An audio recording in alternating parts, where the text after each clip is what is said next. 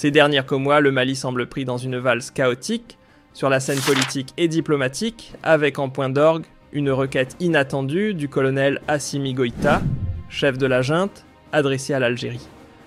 Une initiative que beaucoup d'analystes ont qualifiée de déconcertante, voire déroutante. Elle reflète l'état de désorientation dans lequel s'enlise Bamako, entre fiasco institutionnel à répétition et isolement international grandissant du régime né du putsch. L'Algérie, jadis pilier du processus de réconciliation avec l'Azawad via l'accord signé en 2015 à Alger, se retrouve à présent sollicitée dans un nouveau jeu de contournement. Goïta, visiblement à court de cartes, tente une manœuvre pour redessiner les règles à son profit au mépris du cadre qu'il cherche à dépasser. Ce que l'Algérie ne tolère sous aucun prétexte, c'est de voir le régime malien devenir la marionnette de forces étrangères aux intentions peu amicales. 4 pays, nommés sans détour, utiliseraient le Mali comme bélier diplomatique contre Alger, tout en tirant profit du naufrage du pouvoir malien incapable de tenir ses promesses démocratiques. Aux yeux des autorités algériennes, le sort du Mali et la sécurité nationale sont liés comme les deux faces d'une même pièce. Toute étincelle dans le Sahel allume aussitôt des braises chez elle. Et dans ce contexte, un Assimi Goïta affaibli, pris dans une tourmente politique intérieure, se retrouve plus seul que jamais. Face à une junte qu'elle juge peu fiable, l'Algérie n'a pas hésité à claquer la porte frontière, terrestre, verrouillée, ciel fermé, robinet de l'aide coupée. Résultat. Un isolement étouffant qui a poussé Bamako à ravaler sa fierté et à frapper une fois encore à la porte d'Alger pour solliciter son arbitrage. Sauf que cette fois, la réponse est moins enthousiaste. Oui au dialogue entre Maliens, dit Alger, mais pas question de cautionner une mascarade destinée à légitimer un pouvoir issu des armes ou à jouer la montre. Pendant ce temps, les groupes de l'Azawad, eux, tiennent parole depuis la signature de l'accord d'Alger en 2015. Contrairement à la junte qui, en rompant ses engagements, a rallumé la mèche dans le nord. Pour les chefs de l'Azawad, la donne est claire. L'Algérie demeure l'unique interlocuteur légitime et toute main étrangère, qu'elle vienne de Paris ou de Moscou, est immédiatement repoussée.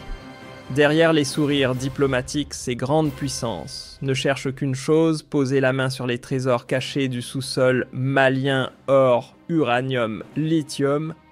Rien n'échappe à leur appétit stratégique. L'Algérie, elle ne déroge pas à sa ligne de conduite, résoudre les conflits sans tutelle extérieure en misant sur la discussion entre parties locales. Une posture héritée de sa tradition diplomatique, fondée sur l'indépendance, la non-ingérence et la paix par la négociation. Pour Alger, confier la médiation à la Russie reviendrait à confier les clés du coffre-fort à un prospecteur déjà en chasse. Sur l'échiquier instable du Sahel, Alger observe avec une nervosité croissante l'ombre grandissante du chaos. Les groupes armés prolifèrent à sa frontière sud comme des champignons après la pluie, et l'Algérie sait qu'ignorer cela reviendrait à scier la branche sur laquelle elle est assise.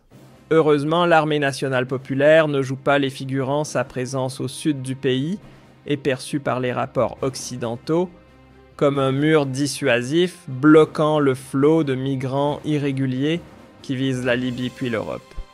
Ce rôle de rempart régional confère à l'Algérie une stature incontournable. Mais loin de se mêler des jeux d'influence où s'affrontent puissances européennes russes ou autres Alger martèlent son credo, les crises africaines doivent trouver des réponses africaines. À ses yeux, les tentatives de Goïta d'introduire de nouveaux médiateurs ne sont qu'un rideau de fumée destiné à détourner l'attention et prolonger un pouvoir en perte de souffle.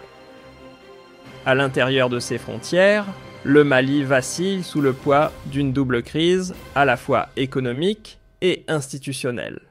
Depuis sa mise à l'écart de la CEDEAO, la fermeture du robinet de l'aide internationale et la fuite des capitaux ont plongé le pays dans une spirale descendante.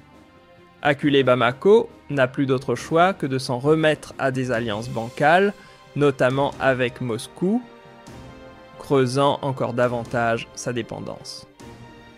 De l'autre côté, Alger entretient une relation de confiance avec les groupes de l'Azawad, qui la considèrent comme la gardienne légitime du processus de paix.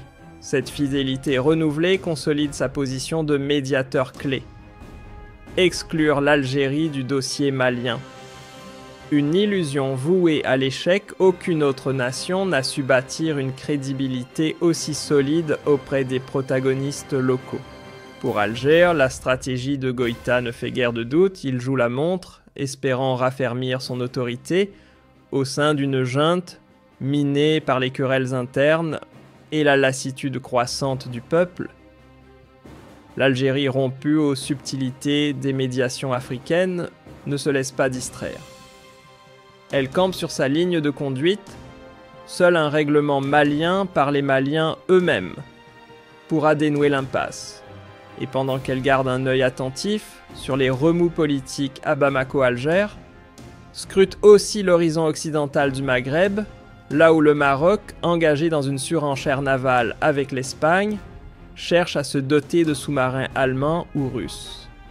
Une agitation stratégique que l'Algérie observe avec la plus grande prudence. Même si Alger ne brandit pas l'alerte rouge, elle perçoit clairement dans ses remous militaires et diplomatiques les signes d'une crispation régionale grandissante.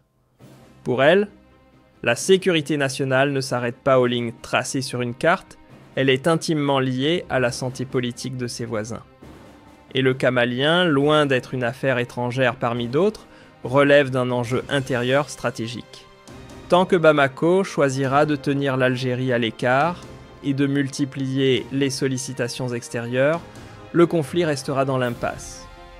Selon Alger, seule une relance sincère du dialogue entre Maliens orchestré sous son impulsion pourra ramener un semblant de paix et remettre le pays sur les rails dans cette région sahélienne aussi fragile que cruciale.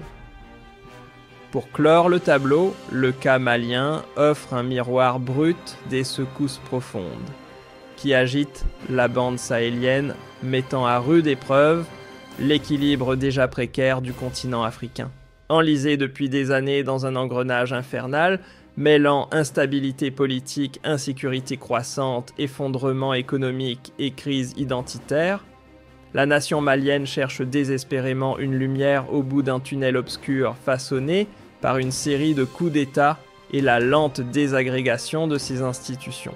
À la tête d'un pouvoir transitoire largement contesté, le colonel Assimi Goïta s'agite sur le plan diplomatique dans l'espoir de recoller les morceaux d'une légitimité envolée.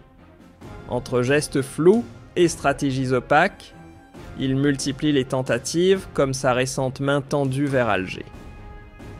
Mais derrière ce ballet diplomatique, c'est surtout la solitude grandissante du régime malien qui transparaît incapable de bâtir un véritable espace de dialogue avec les forces vives du pays.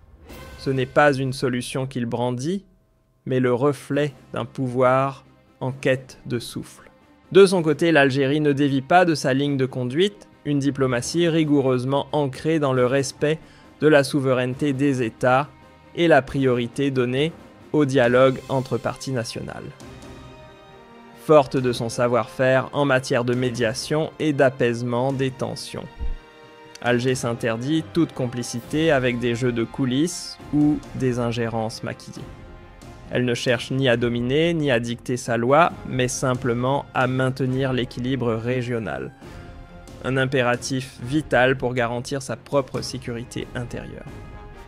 Dans ce climat tendu, Alger ne déroge pas à sa vision, elle continue de défendre l'idée d'un processus de paix exclusivement porté par les Maliens, affranchis des influences étrangères et alignés sur les attentes profondes de la population.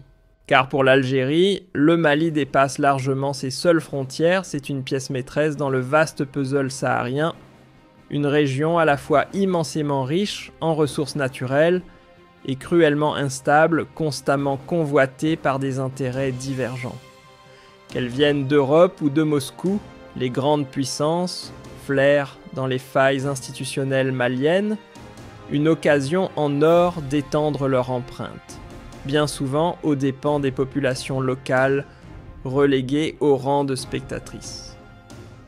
En réponse à cette logique de prédation déguisée, l'Algérie oppose une conviction ferme, forgée par son histoire: aucune paix authentique ne peut émerger d'une pression extérieure. Ce postulat, ancré dans l'ADN diplomatique de l'Algérie post-indépendance, s'inscrit dans une ligne claire: attachement à la souveraineté, refus des alignements forcés et priorité donnée à l'autodétermination.